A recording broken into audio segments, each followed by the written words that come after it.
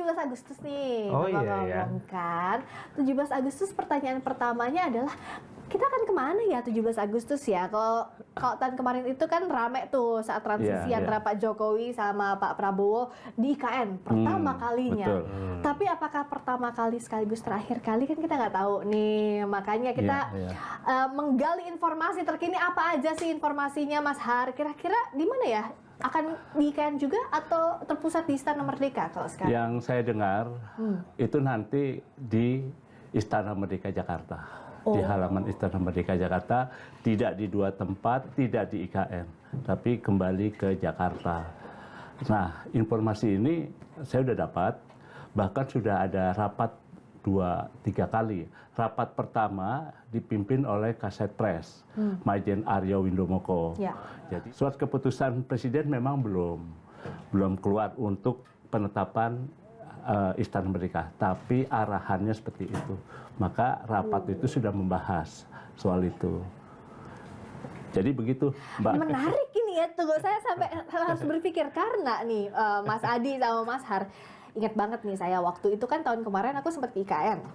Terus Pak Prabowo itu bilang bahwa ia akan melanjutkan IKN gitu loh. Dengan tidak, kalau misalnya informasi terakhir yang tadi didapatkan nggak lanjut ke IKN, apa yang bisa kita baca Mas Adi? Ya, saya kira tidak ada urgensinya juga. Apakah upacara Agustus peringatan kemerdekaan yang 80 itu di IKN atau tidak? Apakah kalau upacaranya di IKN kemudian ekonomi kita berkembang? Enggak juga kan?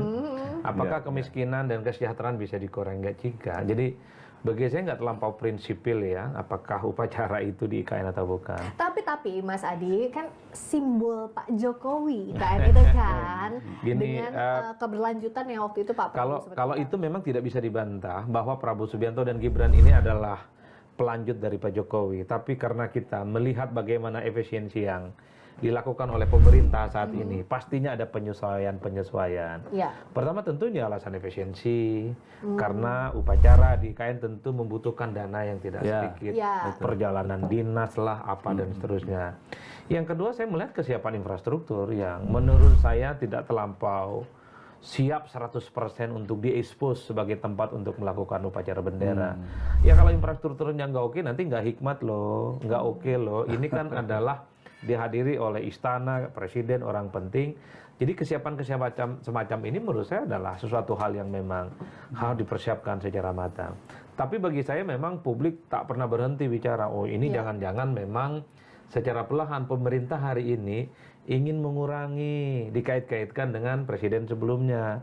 Karena Friska, Bang Harpo, ini tolong dikoreksi saya. Kalau bicara IKN, memang wajah Jokowi itu terlampau kentara.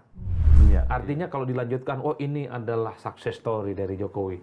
Memang mantap ini barang. Tapi kalau tidak dilanjutkan, apalagi beberapa waktu yang lalu, kan agak di hold tuh anggaran soal IKN. Ini kalau proyek ugal-ugalan kan kayak gini nih, presiden sebelumnya. Itu yang sepertinya ingin dihindari. Artinya tidak akan ada klaim, tidak akan ada bully-bulian, pertentangan apakah ini Jokowi atau tidak soal IKN. Itu yang sepertinya dipertimbangkan kalau betul informasi A1 dari istana, ibu kota itu tidak dijadikan sebagai tempat untuk merayakan hari ulang tahun Indonesia yang ke-80. Saya di situ posisinya.